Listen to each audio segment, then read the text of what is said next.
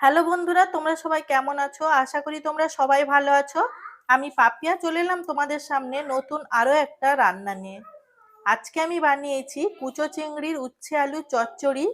এইভাবে উচ্ছের তরকারি করলে কিন্তু দারুণ একটা টেস্ট হয়। আর আমি এটা কিভাবে বানিয়েছি চলুন আপনাদের দেখিয়ে দিই। তার আগে জানিয়ে দিই, আমার চ্যানেলে যারা বন্ধু হয়ে আছেন, যারা এত সুন্দর সুন্দর কমেন্ট করেন, তাদের জন্য অসংখ্য অসংখ্য ধন্যবাদ। রান্নাটা করার জন্য আমি এখানটায় নিয়েছি 4টে আলু।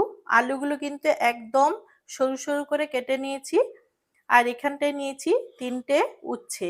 উচ্ছেগুলো একদম সরু সরু করে কেটে নিয়েছি। এখানটায় নিয়েছি 2টো পেঁয়াজ। পেঁয়াজটাকেও কেটে নিয়েছি।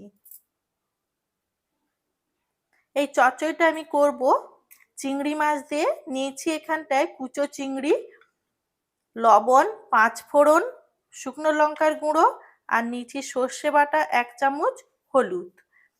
এখন এই চিংড়ি মাছের মধ্যে লবণ কিংবা হলুদ কোনো কিছু না দিয়ে ভেজে নেব।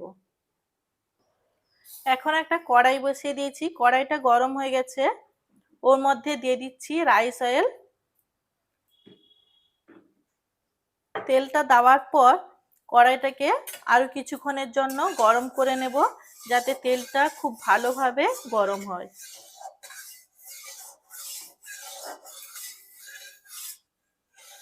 তেলটা গরম হয়ে গেছে। এখন এর মধ্যে দিয়ে দেব কুচো চিংড়ি।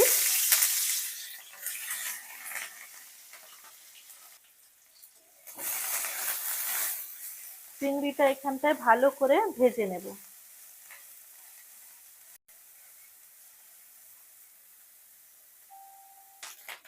চিংড়ি মাছগুলো দেখুন কত সুন্দর এখানটায় আমি ভেজে নিয়েছি। আর এর মধ্যে যদি লবণ আর হলুদ দিয়ে চিংড়ি মাছগুলো ভাজতাম, তাহলে কিন্তু চিংড়ি মাছ থেকে অনেকটা পরিমাণ জল বেরোতো আর এত সুন্দর চিংড়ি মাছগুলো ভাজা যেত না। তাই লবণ আর হলুদ ছাড়াই চিংড়ি মাছটা ভেজে নিয়েছি আমি এখানটায়। এখন ভাজা হয়ে গেছে, তুলে নেব। এখন আবারও কড়াইটা বসিয়ে দিয়েছি। কড়াইয়ের মধ্যে দিয়ে দিচ্ছি আবার সামান্য একটু তেল। তেলটা গরম হয়ে গেছে, এখন দিয়ে দিচ্ছি 5 ফোড়ন।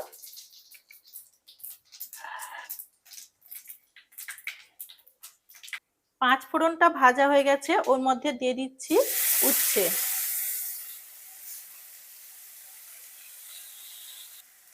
উচ্ছেটা কিছুক্ষণের জন্য 5 ফোড়নের সঙ্গে আর তেলের সঙ্গে আমি ভেজে নেব।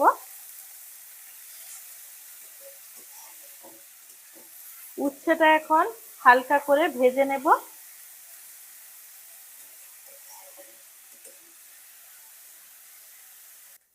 উচ্ছেগুলো হালকা করে এখানটায় ভেজে নিয়েছি। এখন এর মধ্যে দিয়ে দিচ্ছি কুচনো আলু আর পেঁয়াজ একসাথেই দিয়ে দিচ্ছি। দেওয়ার পর সমস্ত কিছু একসাথে মিশিয়ে নেব।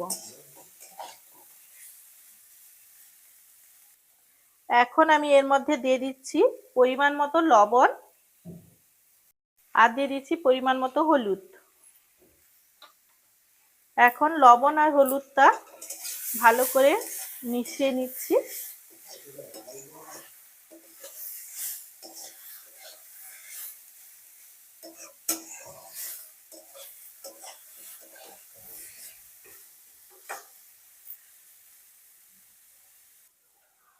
আলু আর পেঁয়াজ উচ্ছে একসাথে বেশ কিছুক্ষণ ভেজে নিয়েছি।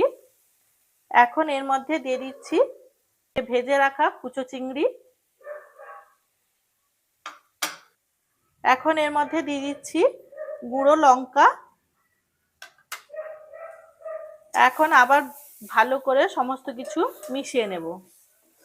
এখানটায় আলু উচ্ছে সেদ্ধ হয়ে গেছে। এখন এর মধ্যে দিয়ে দেব সামান্য পরিমাণ সর্ষে বাটা। সর্ষে বাটাটা দেওয়ার পর এখন ভালো করে মিশিয়ে নিচ্ছি।